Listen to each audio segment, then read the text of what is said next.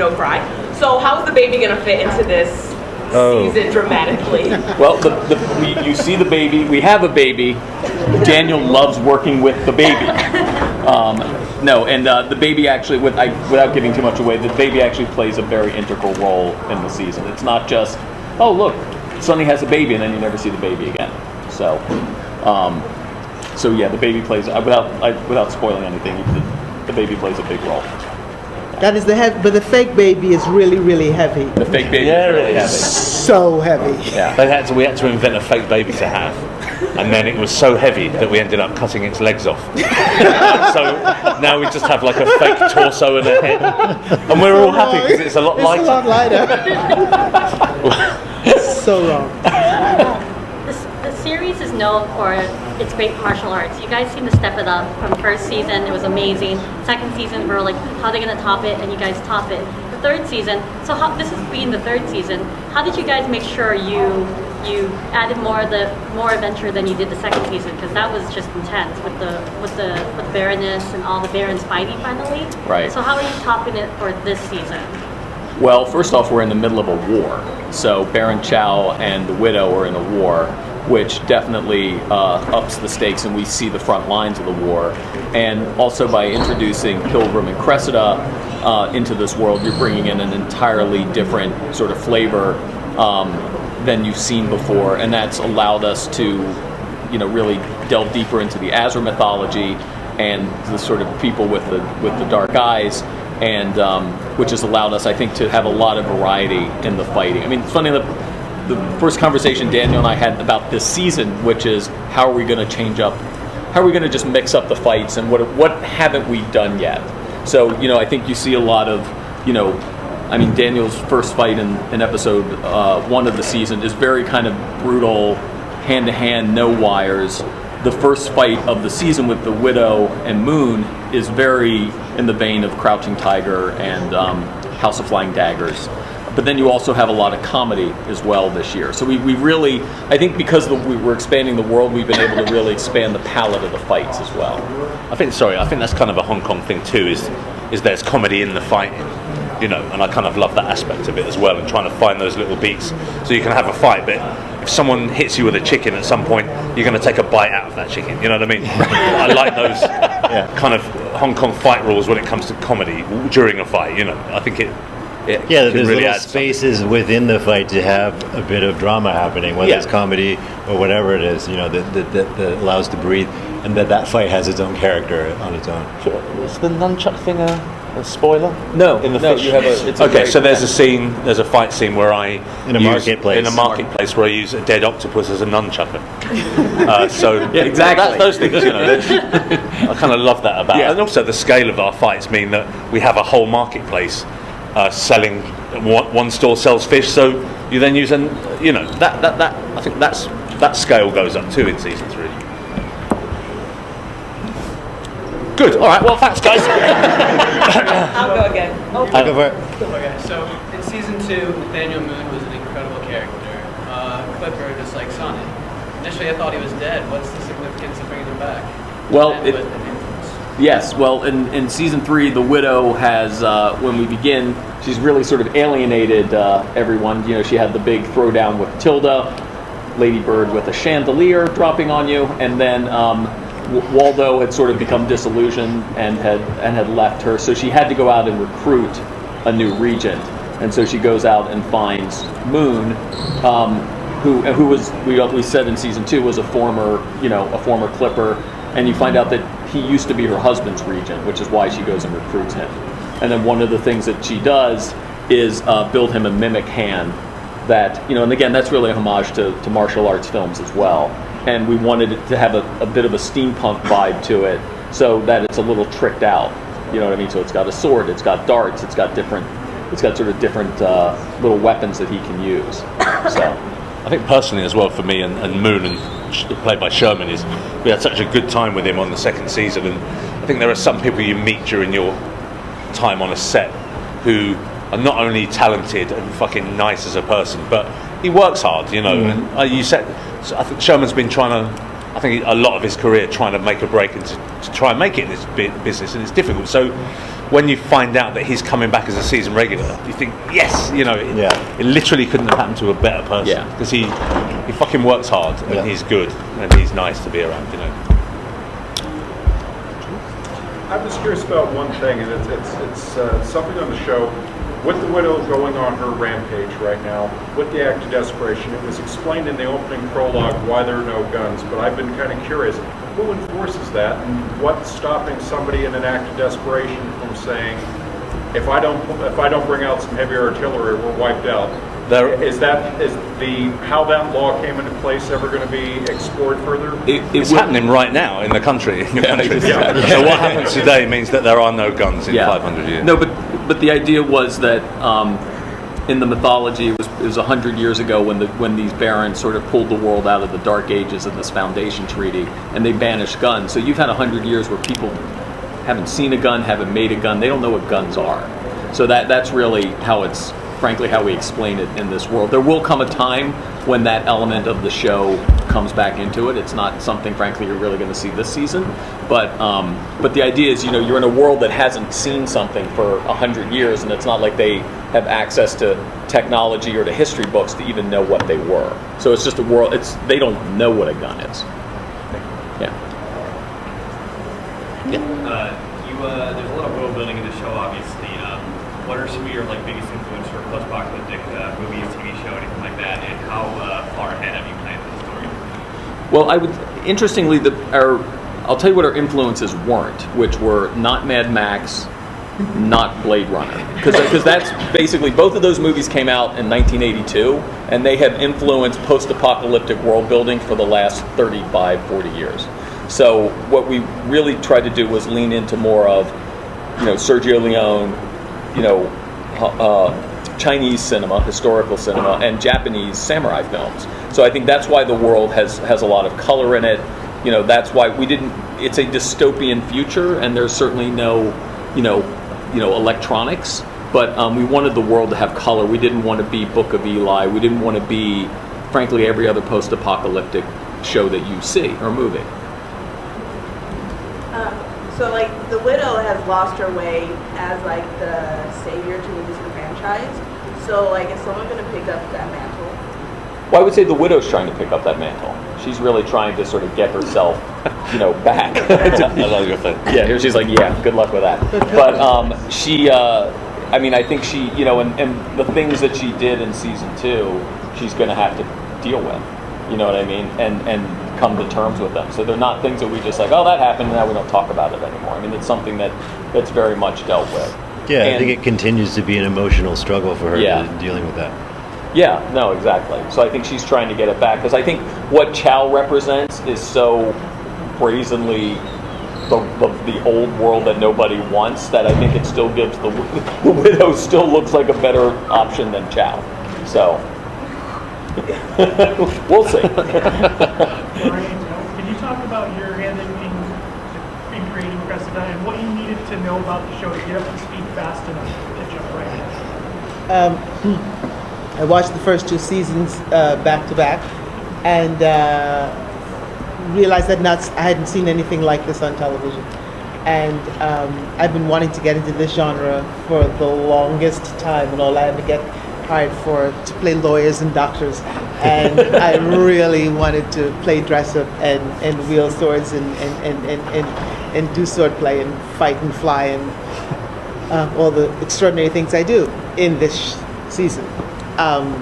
So I was really thrilled to come on board, and I didn't have to do fight camp, which there's 3 weeks of fight camp at the beginning of every year. Yeah. And then I promptly came, and within the first week I was doing a fight. Exactly. Trial by fire.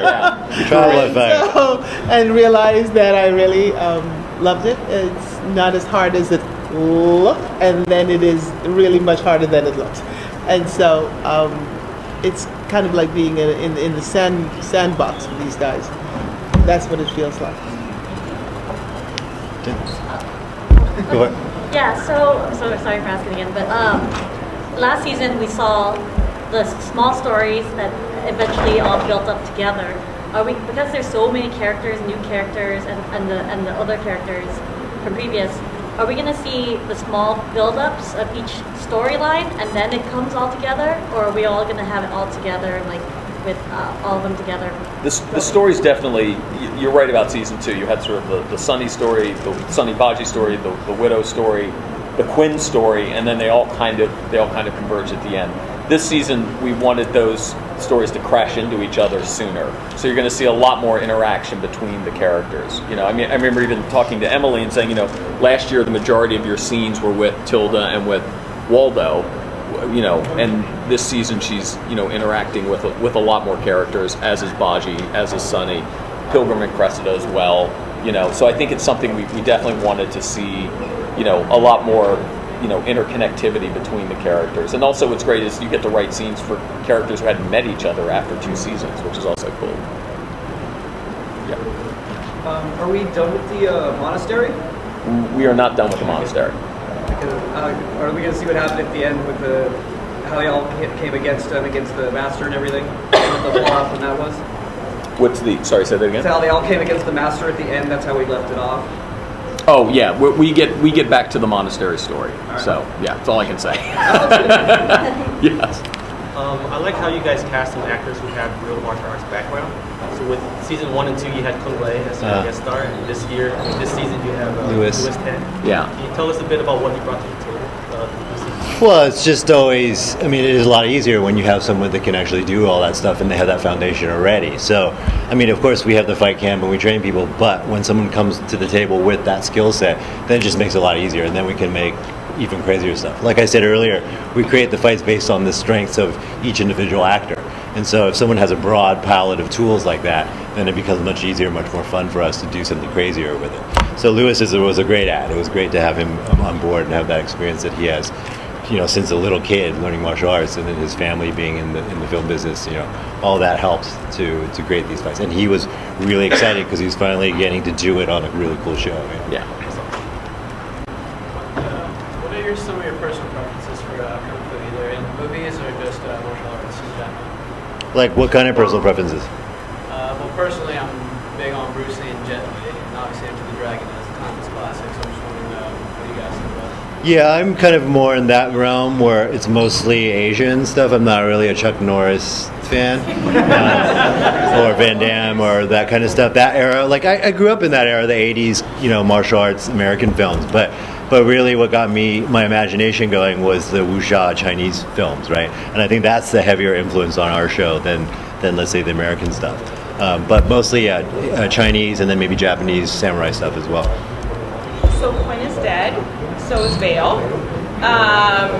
The Widow is sort of out of place, and obviously these are all power players, but they're also really symbolic of themes of fatherhood and motherhood.